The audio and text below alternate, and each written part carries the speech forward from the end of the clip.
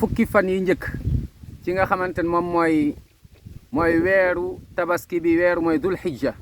nga xam ne incha allah taala xëy na bu dee tey gis nañ weer bi tey ñu ngi dimanche di 18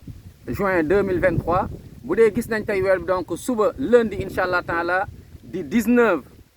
juin 2023 mooy tombeek premier jour bu dee gis nañ weer bi tey mooy tombeek donc suba mooy tombeek donc premier jour zul hijja gis nga premier jour bi ba fukki fan yooyu noonu fukki fan yu njëkk yi ci weer bii di tudd zul hijja yonent bi sallallahu alayhi wa sallam nee na allahu akbar déglul at mi yëpp loo mën a jëf ci lu baax fukki fan yi soo ko ci jëfee moo ci ëpp tiyaaba allahu akbar fukki fan yi ñoom ñoo gën ci fanu àdduna ci fanu at mi c'est-à-dire année bi yëpp fukki fan yi ñoo ci gën ba boroom xam-xam dañuy wax naan même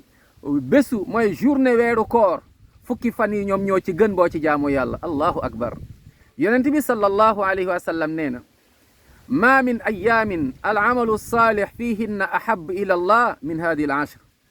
nee na amul benn jëf joo xam ne jaam bi dina ko def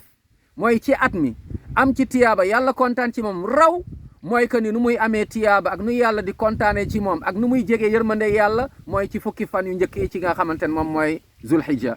sahaaba yi radiallahu anhum ne ko qaalu ya rasulallah wala al jihaadu fi sabilillah même bu dee jihaad fi sabilillah nga xam ne jihaad ku ci dee aljanna direct la jëm sallallahu alayhi wa sallam ne wala al jihaadu fi sabilillah même jihaad fi sabilillah jaamu yàlla ci fukki fan yi moo ko gën illa rajulan xaraja bi nafsihi wa maali falam yarji bi dalika min shay nee na lu dul koo xam ne dafa dem jihaad yóbbaale alalam bépp waaye dara ñibbisiwul mu dee fa alalam des fa bu ñuy comparé ci tiyaaba kii lay tollool allahu akbar kon fukki fan yi loo ci def ci lu baax tuuti na jàng alquran dox mbokk macha allah def lu baax baale jéggale mooy que ni bu doxee sa digganteeg nit am na problème seytaane dox na ci nga baalu ko àq baal àq et puis jàng ci alquran def ci lu baax saraxe ci macha allah lépp loo xam ne lu baax la rek def ko ci ndax xamuloo ndax